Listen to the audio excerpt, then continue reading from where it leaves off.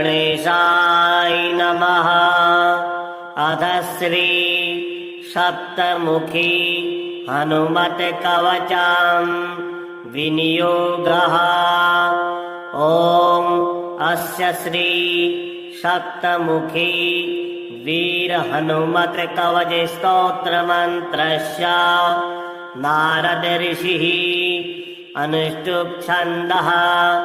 श्री सप्तमुखी कपिः परमात्मा देवता। ह्रां बीजां ह्रीं शक्तिः ह्रौं कीलकं मम सर्वाभीष्टसिद्ध्यर्थे जपे विनियोगः। अथ करन्यासः। ॐ ह्रां अङ्गुष्ठाभ्यां नमः। ॐ ह्रीं तर्जनीभ्यां नमः। ॐ मध्यमाभ्यां नमः। ॐ ह्रैं अनामिकाभ्यां नमः। ॐ ह्रौं कनिष्ठिकाभ्यां नमः। ॐ ह्रः करतलकरपृष्ठाभ्यां नमः। अथ अङ्गन्यासः। ॐ ह्रां हृदयाय नमः। ॐ ह्रीं शिरसि स्वाहा। ॐ ह्रौं शिखायै वषट्। ॐ ह्रैं कवचाय हुम्। ॐ ह्रौं नेत्रत्रयाय वषट्। ॐ ह्रः अस्त्राय फट्। ध्यानं वन्दे वानरसिंह सर्वरिपुवाराश्वगोमानुषैर्युक्तं सप्तमुखैः करैर्द्रुमगिरिं चक्रं गदाखेटकं खड्वाङ्गं हलमङ्कुशं फणिसुधा कुम्भौषराब्जाभयान् शूलं सप्तशिखं दधानममरैः सेव्यं कपिं कामदां। ब्रह्मोवाच सप्तशीर्षः प्रवक्ष्यामि कवचं सर्वसिद्धिदां। जपत्वा हनुमतो नित्यं सर्वपापैः प्रमुच्यते। सप्तस्वर्गपतिः पायात् शिखां मे मरुतात्मजः। सप्तमूर्धा शिरोव्यान्मे सप्तार्चिर्भालदेशतां। त्रिसप्तनेत्रो नेत्रेव्यात् सप्तस्वर्गतिः श्रुतिः। नासां सप्तपदार्थोऽव्यान् मुखां सप्तमुखोऽवतु। सप्तजिह्वस्तु रसनां रदान् सप्तर्हयोर्वतु।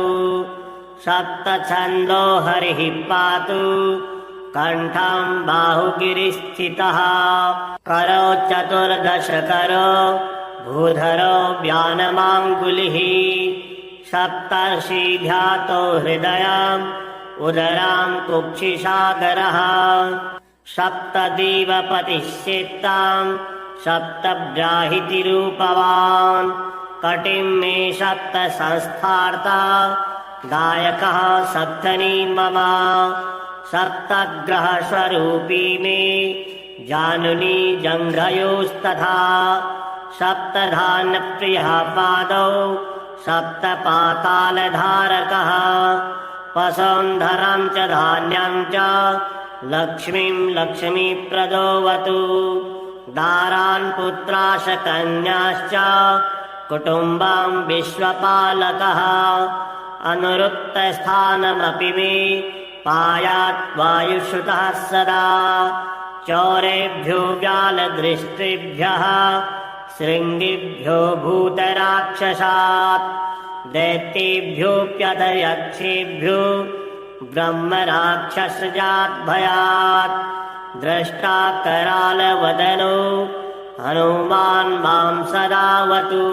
परशस्त्रमन्त्रतन्त्रयन्त्र अग्निज्जलविद्युतः। रुद्रांशः शत्रुसङ्ग्रामात् सर्वावस्थासु सर्वभृत्। ॐ नमो भगवते सप्तवदनाय आद्यगकपिमुखाय वीरहनुमते सर्वशत्रुसंहारणाय ठं ठं ठं ठं ठं ठं ठं ॐ नमः स्वाहा। ॐ नमो भगवते सप्तवदनाय द्वितीय नारसिंहास्याय अत्युग्रतेजो वपुषे भीषणाय भयनाशनाय हं हं हं हं हं ॐ नमः स्वाहा।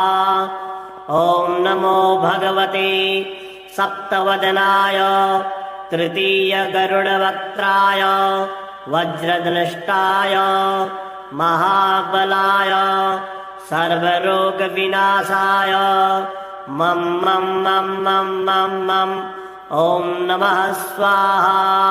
ॐ नमो भगवते सप्तवदनाय चतुर्दक्रोडतुण्डाय सौमित्रिरक्षकाय पुत्राद्यवृद्धिकराय लं लं लं लं लं लं लं ॐ नमः स्वाहा।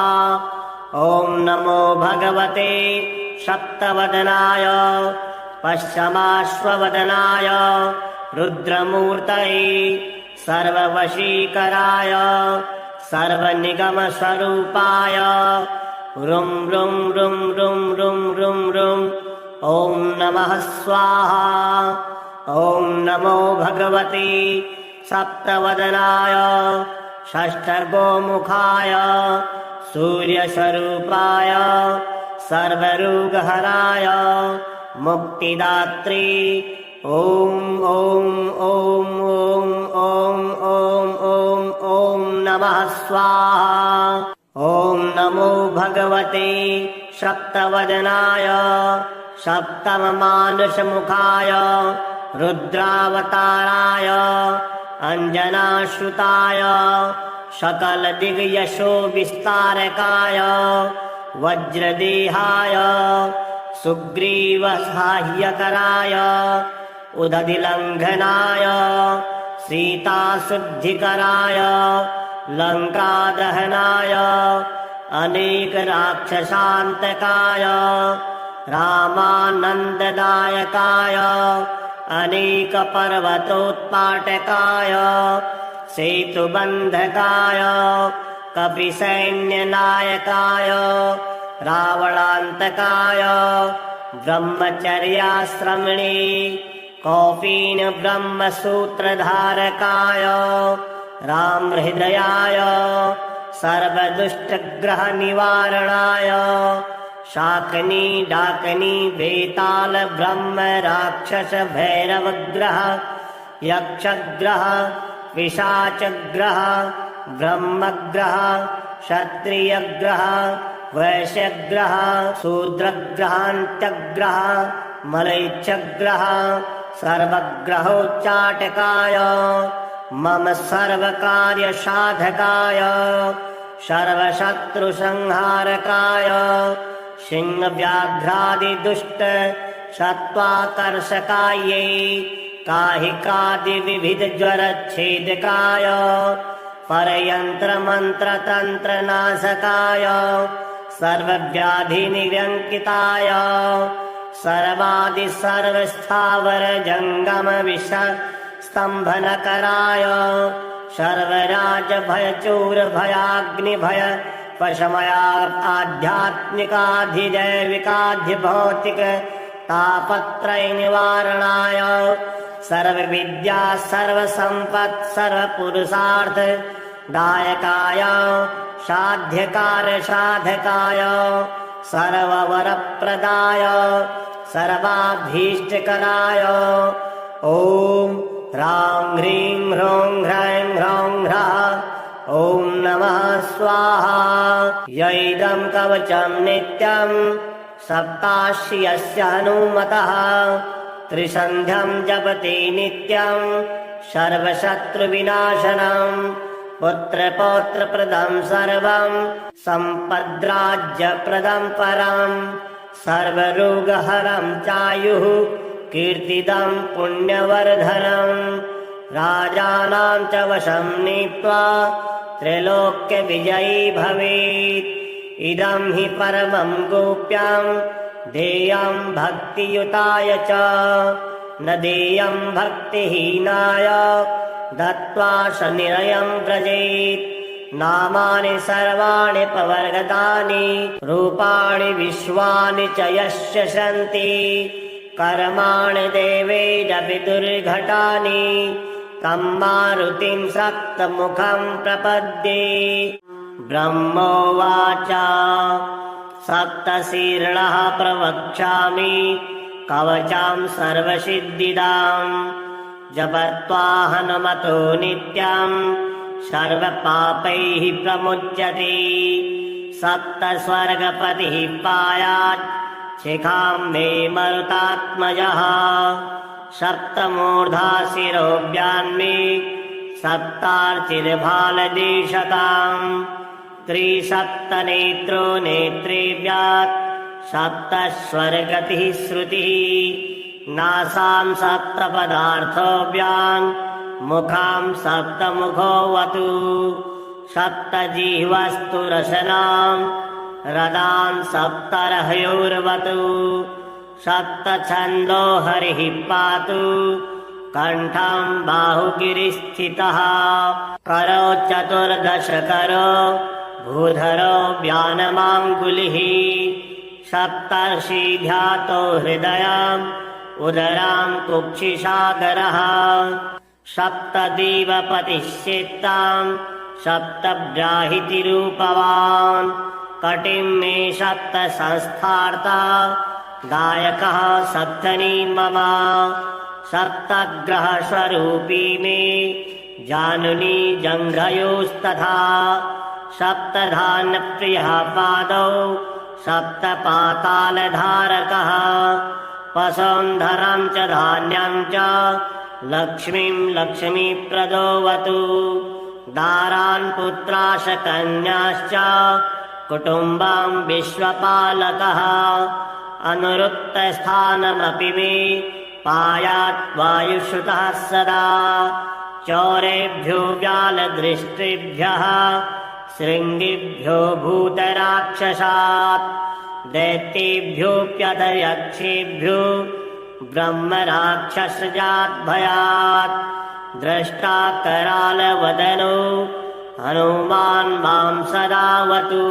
परशस्त्रमन्त्रतन्त्रयन्त्र अग्निज्जलविद्युतः, रुद्रांसः शत्रुसङ्ग्रामात् सर्वावस्थासु सर्वभृत्। ॐ नमो भगवते सप्तवदनाय आद्यकविमुखाय वीरहनुमते सर्वशत्रुसंहारणाय ठं ठं ठं ठं ठं ठं ठं। ॐ नमः स्वाहा। ॐ नमो भगवते सप्तवदनाय द्वितीय नारसिंहास्याय अत्युग्रतेजो वपुषे भीषणाय भयनाशनाय हं हं हं हं हं। ॐ नमः स्वाहा। ॐ नमो भगवते सप्तवदनाय तृतीय गरुडवक्त्राय वज्रधनुष्टाय महाबलाय सर्वरोगविनाशाय मं मं मं मं मं मं। ॐ नमः स्वाहा। ॐ नमो भगवते सप्तवदनाय चतुर्दक्रोडतुण्डाय सौमित्रिरक्षकाय पुत्राद्यवृद्धिकराय लं लं लं लं लं लं लं। ॐ नमः स्वाहा।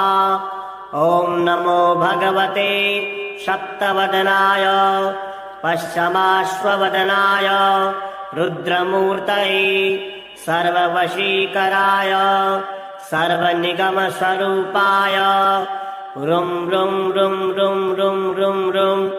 ॐ नमः स्वाहा। ॐ नमो भगवते सप्तवदनाय षष्ठगोमुखाय सूर्यस्वरूपाय सर्वरोगहराय मुक्तिदात्री ॐ ॐ ॐ ॐ ॐ ॐ ॐ ॐ नमः स्वाहा। ॐ नमो भगवते सप्तवदनाय सप्तममानुषमुखाय रुद्रावताराय अंजनाश्रुताय सकलदिग्यशो विस्तारकाय वज्रदेहाय सुग्रीवसाह्यकराय उदधिलङ्घनाय सीताशुद्धिकराय लङ्कादहनाय अनेकराक्षसान्तकाय रामानन्ददायकाय अनेकपर्वतोत्पाटकाय सेतुबन्धकाय कपिसैन्यनायकाय रावणान्तकाय ब्रह्मचर्याश्रमिणे कौपीन ब्रह्मसूत्रधारकाय रामहृदयाय सर्वदुष्टग्रहनिवारणाय शाकनी डाकनी बेताल ब्रह्म राक्षस भैरवग्रह यक्षग्रह पिशाचग्रह ब्रह्मग्रह क्षत्रियग्रह वैश्यग्रह शूद्रग्रहान्त्यग्रह मलैच्छग्रह सर्वग्रहोच्चाटकाय मम सर्वकार्यसाधकाय सर्वशत्रुसंहारकाय सिंहव्याघ्रादिदुष्ट सत्त्वाकर्षकायै काहिकादिविविधज्वरच्छेदकाय परयन्त्रमन्त्रतन्त्रनाशकाय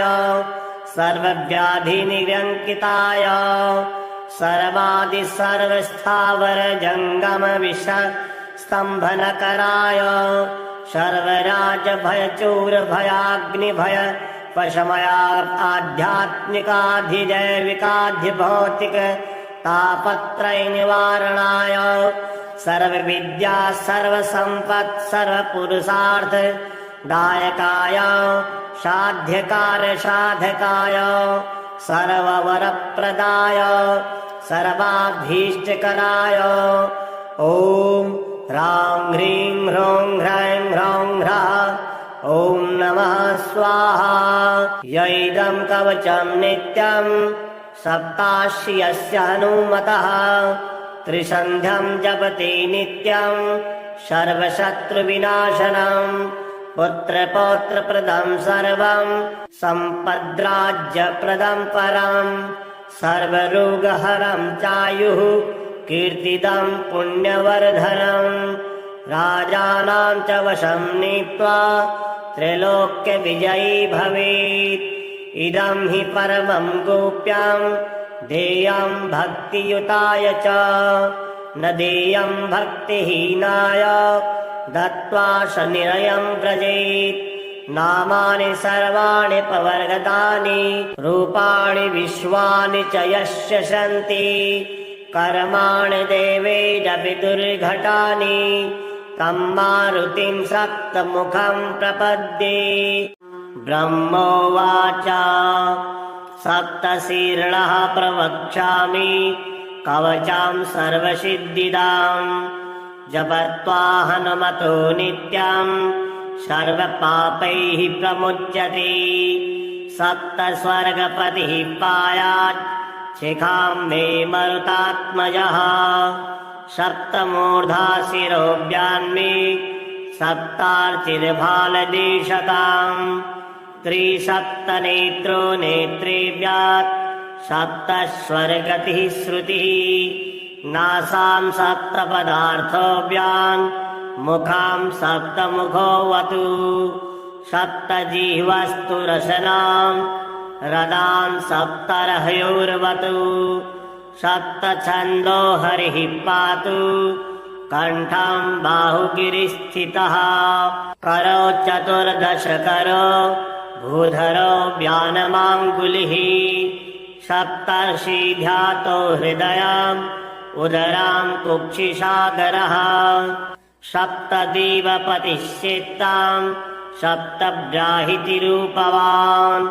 कटिं मे सप्त संस्थार्ता गायकः सप्तनी मम सप्तग्रहस्वरूपी मे जानुनी जङ्घयोस्तथा सप्तधान्यप्रियः पादौ सप्तपातालधारकः वसुन्धरं च धान्यं च लक्ष्मीं लक्ष्मीप्रदोऽवतु दारान् पुत्राश कन्याश्च कुटुम्बं विश्वपालकः अनुरुक्तस्थानमपि मे पायात् वायुश्रुतः सदा चौरेभ्यो व्यालदृष्टिभ्यः शृङ्गिभ्यो भूतराक्षसात् दैत्येभ्योऽप्यथ यक्षेभ्यो ब्रह्मराक्षसजाद्भयात् द्रष्टा करालवदनो हनुमान् मां सदावतु परशस्त्रमन्त्रतन्त्रयन्त्र अग्निज्जलविद्युतः रुद्रांसः शत्रुसङ्ग्रामात् सर्वावस्थासु सर्वभृत् ॐ नमो भगवते सप्तवदनाय आद्यगकपिमुखाय वीरहनुमते सर्वशत्रुसंहारणाय ठं ठं ठं ठं ठं ठं ठं ॐ नमः स्वाहा ॐ नमो भगवते सप्तवदनाय द्वितीय नारसिंहास्याय अत्युग्रतेजो वपुषे भीषणाय भयनाशनाय हं हं हं हं हं ॐ नमः स्वाहा ॐ नमो भगवते सप्तवदनाय तृतीय गरुडवक्त्राय वज्रदृष्टाय महाबलाय सर्वरोगविनाशाय मं मं मं मं मं मं ॐ नमः स्वाहा ॐ नमो भगवते सप्तवदनाय चतुर्दक्रोडतुण्डाय सौमित्रिरक्षकाय पुत्राद्यवृद्धिकराय लं लं लं लं लं लं लं ॐ नमः स्वाहा ॐ नमो भगवते सप्तवदनाय पश्चिमाश्ववदनाय रुद्रमूर्तये सर्ववशीकराय सर्वनिगमस्वरूपाय रुं रुं रुं रुं रुं रुं रुं ॐ नमः स्वाहा ॐ नमो भगवते सप्तवदनाय षष्ठगोमुखाय सूर्यस्वरूपाय सर्वरोगहराय मुक्तिदात्री ॐ ॐ ॐ ॐ ॐ ॐ ॐ नमः स्वाहा ॐ नमो भगवते सप्तवदनाय सप्तममानुषमुखाय रुद्रावताराय अंजनाश्रुताय सकलदिग्यशो विस्तारकाय वज्रदेहाय सुग्रीवसाह्यकराय उदधिलङ्घनाय सीताशुद्धिकराय लङ्कादहनाय अनेकराक्षसान्तकाय रामानन्ददायकाय अनेकपर्वतोत्पाटकाय सेतुबन्धकाय कपिसैन्यनायकाय रावणान्तकाय ब्रह्मचर्याश्रमणे कौपीन ब्रह्मसूत्रधारकाय रामहृदयाय सर्वदुष्टग्रहनिवारणाय शाकनी डाकनी बेताल ब्रह्म राक्षस भैरवग्रह यक्षग्रह पिशाचग्रह ब्रह्मग्रह क्षत्रियग्रह वैश्यग्रह शूद्रग्रहान्त्यग्रह मलैच्छग्रह सर्वग्रहोच्चाटकाय मम सर्वकार्यसाधकाय सर्वशत्रुसंहारकाय सिंहव्याघ्रादिदुष्ट सत्त्वाकर्षकायै काहिकादिविविधज्वरच्छेदकाय परयन्त्रमन्त्रतन्त्रनाशकाय सर्वव्याधिनिव्यङ्किताय सर्वस्थावरजङ्गमविषस्तम्भनकराय सर्वराजभयचूरभयाग्निभय पशमया आध्यात्मिकाधिदैविकाधिभौतिक तापत्रयनिवारणाय सर्वविद्या सर्वसम्पत् सर्वपुरुषार्थ दायकाय साध्यकार्यसाधकाय सर्ववरप्रदाय सर्वाभीष्टकराय ॐ ह्रां ह्रीं ह्रौं ह्रैं ह्रौं ह्रः ॐ नमः स्वाहा यैदं कवचं नित्यं सप्ताश्यस्य हनुमतः त्रिसन्ध्यं जपति नित्यं सर्वशत्रुविनाशनं पुत्रपौत्रप्रदं सर्वं सम्पद्राज्यप्रदं परं सर्वरोगहरं चायुः कीर्तिदं पुण्यवर्धनं राजानां च वशं नीत्वा त्रैलोक्यविजयी भवेत् इदं हि परमं गोप्यं देयं भक्तियुताय च न देयं भक्तिहीनाय दत्त्वा शनिरयं व्रजेत् नामानि सर्वाणि प्रवर्गतानि रूपाणि विश्वानि च यस्य सन्ति कर्माणि देवैरपि दुर्घटानि तं मारुतिं सप्तमुखं प्रपद्ये ब्रह्मोवाच सप्तशीर्षः प्रवक्ष्यामि कवचं सर्वसिद्धिदां जपत्वा हनुमतो नित्यं सर्वपापैः प्रमुच्यते सप्तस्वर्गपतिः पायात् शिखां मे मरुतात्मजः सप्तमूर्धा शिरोव्यान्मे सप्तार्चिर्भालदेशताम् त्रिसप्तनेत्रो नेत्रेव्यात् सप्तस्वर्गतिः श्रुतिः नासां सप्तपदार्थोऽव्यान् मुखां सप्तमुखोऽवतु सप्तजिह्वस्तु रसनां रदान् सप्तर्हयोर्वतु सप्तछन्दो हरिः पातु कण्ठं बाहुगिरिस्थितः करो चतुर्दशकरो भूधरो व्यानमाङ्गुलिः सप्तर्षिध्यातो हृदयम् उदरां कुक्षिसागरः सप्तदेवपतिः चित्तां सप्तब्राहितिरूपवान् कटिं मे सप्त संस्थार्ता दायकः सप्तनी मम सप्तग्रहस्वरूपी मे जानुनी जङ्घयोस्तथा सप्तधान्यप्रियः पादौ सप्तपातालधारकः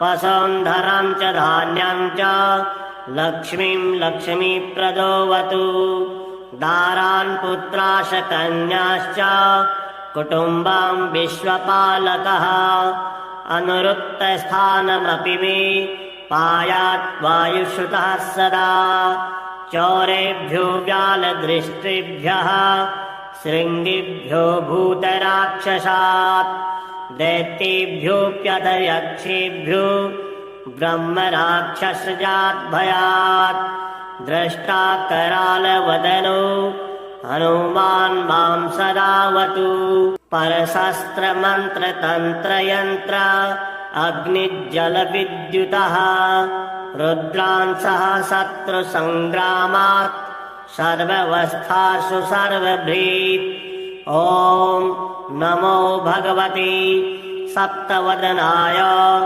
आद्यगकपिमुखाय वीरहनुमते सर्वशत्रुसंहारणाय ठं ठं ठं ठं ठं ठं ठं ॐ नमः स्वाहा ॐ नमो भगवते सप्तवदनाय द्वितीयनारसिंहास्याय अत्युग्रतेजो वपुषे भीषणाय भयनाशनाय हं हं हं हं हं ॐ नमः स्वाहा। ॐ नमो भगवते सप्तवदनाय तृतीय गरुडवक्त्राय वज्रधनुष्टाय महाबलाय सर्वरोगविनाशाय मं मं मं मं मं मं ॐ नमः स्वाहा। ॐ नमो भगवते सप्तवदनाय चतुर्दक्रोडतुण्डाय सौमित्रिरक्षकाय पुत्राद्यवृद्धिकराय लं लं लं लं लं लं लं ॐ नमः स्वाहा। ॐ नमो भगवते सप्तवदनाय पश्चिमाश्ववदनाय रुद्रमूर्तये सर्ववशीकराय सर्वनिगमस्वरूपाय रुं रुं रुं रुं रुं रुं रुं ॐ नमः स्वाहा।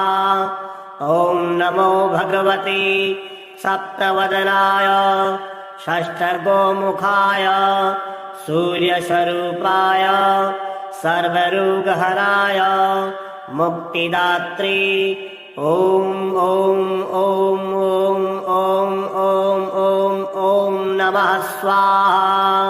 ॐ नमो भगवते सप्तवदनाय सप्तममानुषमुखाय रुद्रावताराय अंजनाश्रुताय सकलदिव्ययशो विस्तारकाय वज्रदेहाय सुग्रीवसाह्यकराय उदधिलङ्घनाय सीताशुद्धिकराय लङ्कादहनाय अनेकराक्षसान्तकाय रामानन्ददायकाय अनेकपर्वतोत्पाटकाय सेतुबन्धकाय कपिसैन्यनायकाय रावणान्तकाय ब्रह्मचर्याश्रमिणे कौपीन ब्रह्मसूत्रधारकाय रामहृदयाय सर्वदुष्टग्रहनिवारणाय शाकनी डाकनी बेताल ब्रह्म राक्षस भैरवग्रह यक्षग्रह पिशाचग्रह ब्रह्मग्रह क्षत्रियग्रह वैश्यग्रह शूद्रग्रहान्त्यग्रह मलैच्छग्रह सर्वग्रहोच्चाटकाय मम सर्वकार्यसाधकाय सर्वशत्रुसंहारकाय सिंहव्याघ्रादिदुष्ट सत्त्वाकर्षकायै काहिकादिविविधज्वरच्छेदकाय परयन्त्रमन्त्रतन्त्रनाशकाय सर्वव्याधिनिव्यङ्किताय सर्वादिसर्वस्थावरजङ्गमविषस्तम्भनकराय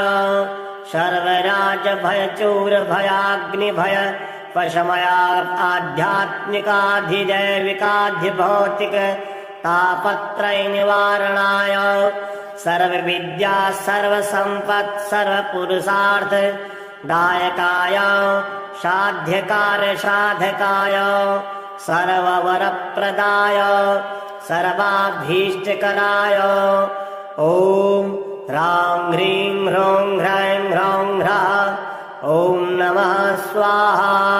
यैदं कवचं नित्यं सप्ताश्यस्य हनुमतः त्रिसन्ध्यं जपति नित्यं सर्वशत्रुविनाशनं पुत्रपौत्रप्रदं सर्वं सम्पद्राज्यप्रदं परं सर्वरोगहरं चायुः कीर्तिदं पुण्यवर्धनं राजानां च वशं नीत्वा त्रैलोक्यविजयी भवेत्।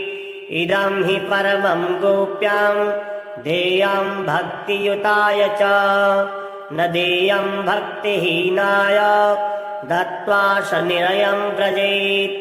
नामानि सर्वाणि प्रवर्गतानि रूपाणि विश्वानि च यस्य सन्ति कर्माणि देवैरपि दुर्घटानि तं मारुतिं सप्तमुखं प्रपद्ये। ब्रह्मोवाच सप्तशीर्णः प्रवक्ष्यामि कवचां सर्वसिद्धिदां जपत्वा हनुमतो नित्यं सर्वपापैः प्रमुच्यते सप्तस्वर्गपतिः पायात् शिखां मे मरुतात्मजः सप्तमूर्धा शिरोव्यान्मे सप्तार्चिर्भालदेशताम् त्रिसप्तनेत्रो नेत्रेभ्यात् सप्तस्वर्गतिः श्रुतिः नासां सप्तपदार्थोऽव्यान् मुखां सप्तमुखोऽवतु सप्तजिह्वस्तु रसनां रदान् सप्तर्हयोर्वतु सप्तछन्दो हरिः पातु कण्ठं बाहुगिरिस्थितः करो चतुर्दश करो भूधरो व्यानमाङ्गुलिः सप्तर्षिध्यातो हृदयम् उदरां कुक्षिसागरः सप्तदेवपतिः चित्तां सप्तब्राहितिरूपवान् कटिं मे सप्त संस्थार्ता गायकः सप्तनी मम सप्तग्रहस्वरूपी मे जानुनी जङ्घयोस्तथा सप्तधान्यप्रियः पादौ सप्तपातालधारकः वसुन्धरं च धान्यं च लक्ष्मीं लक्ष्मीप्रदोऽवतु दारान् पुत्राश कन्याश्च कुटुम्बं विश्वपालकः अनुरुक्तस्थानमपि मे पायात् वायुश्रुतः सदा चौरेभ्यो व्यालदृष्टिभ्यः शृङ्गिभ्यो भूतराक्षसात् दैत्येभ्योऽप्यथ यक्षेभ्यो ब्रह्मराक्षसजाद्भयात् द्रष्टा करालवदनो हनुमान् मां सदावतु परशस्त्रमन्त्रतन्त्रयन्त्र अग्निज्जलविद्युतः रुद्रांसः शत्रुसङ्ग्रामात् सर्वावस्थासु सर्वभृत् ॐ नमो भगवते सप्तवदनाय आद्यगकपिमुखाय वीरहनुमते सर्वशत्रुसंहारणाय ठं ठं ठं ठं ठं ठं ठं ॐ नमः स्वाहा ॐ नमो भगवते सप्तवदनाय द्वितीय नारसिंहास्याय अत्युग्रतेजो वपुषे भीषणाय भयनाशनाय हं हं हं हं हं ॐ नमः स्वाहा ॐ नमो भगवते सप्तवदनाय तृतीय गरुडवक्त्राय वज्रधनुष्टाय महाबलाय सर्वरोगविनाशाय मं मं मं मं मं मं ॐ नमः स्वाहा ॐ नमो भगवते सप्तवदनाय चतुर्दक्रोडतुण्डाय सौमित्रिरक्षकाय पुत्राद्यवृद्धिकराय लं लं लं लं लं लं लं ॐ नमः स्वाहा ॐ नमो भगवते सप्तवदनाय पश्चिमाश्ववदनाय रुद्रमूर्तये सर्ववशीकराय सर्वनिगमस्वरूपाय रुं रुं रुं रुं रुं रुं रुं ॐ नमः स्वाहा ॐ नमो भगवते सप्तवदनाय षष्ठगोमुखाय सूर्यस्वरूपाय सर्वरोगहराय मुक्तिदात्री ॐ ॐ ॐ ॐ ॐ ॐ ॐ ॐ नमः स्वाहा ॐ नमो भगवते सप्तवदनाय सप्तममानुषमुखाय रुद्रावताराय अंजनाश्रुताय सकलदिग्यशो विस्तारकाय वज्रदेहाय सुग्रीवसाह्यकराय उदधिलङ्घनाय सीताशुद्धिकराय लङ्कादहनाय अनेकराक्षसान्तकाय रामानन्ददायकाय अनेकपर्वतोत्पाटकाय सेतुबन्धकाय कपिसैन्यनायकाय रावणान्तकाय ब्रह्मचर्याश्रमिणे कौपीन ब्रह्मसूत्रधारकाय रामहृदयाय सर्वदुष्टग्रहनिवारणाय शाकनी डाकनी बेताल ब्रह्म राक्षस भैरवग्रह यक्षग्रह पिशाचग्रह ब्रह्मग्रह क्षत्रियग्रह वैश्यग्रह शूद्रग्रहान्त्यग्रह मलैच्छग्रह सर्वग्रहोच्चाटकाय मम सर्वकार्यसाधकाय सर्वशत्रुसंहारकाय सिंहव्याघ्रादिदुष्ट सत्त्वाकर्षकायै काहिकादिविविधज्वरच्छेदकाय परयन्त्रमन्त्रतन्त्रनाशकाय सर्वव्याधिनिव्यङ्किताय सर्वस्थावरजङ्गमविषस्तम्भनकराय सर्वराजभयचूरभयाग्निभय पशमया आध्यात्मिकाधिदैविकाधिभौतिक तापत्रयनिवारणाय सर्वविद्या सर्वसम्पत् सर्वपुरुषार्थ दायकाय साध्यकार्यसाधकाय सर्ववरप्रदाय सर्वाभीष्टकराय ॐ ह्रां ह्रीं ह्रौं ह्रैं ह्रौं ह्रः ॐ नमः स्वाहा यैदं कवचं नित्यं सप्ताश्यस्य हनुमतः त्रिसन्ध्यं जपति नित्यं सर्वशत्रुविनाशनम् पुत्रपौत्रप्रदं सर्वं सम्पद्राज्यप्रदं परम् सर्वरोगहरं चायुः कीर्तिदं पुण्यवर्धनम् राजानां च वशं नीत्वा त्रैलोक्यविजयी भवेत् इदं हि परमं गोप्यं देयं भक्तियुताय च न देयं भक्तिहीनाय दत्त्वा शनिरयं व्रजेत् नामानि सर्वाणि पवर्गतानि रूपाणि विश्वानि च यस्य सन्ति कर्माणि देवैरपि दुर्घटानि तं मारुतिं सप्तमुखं प्रपद्ये।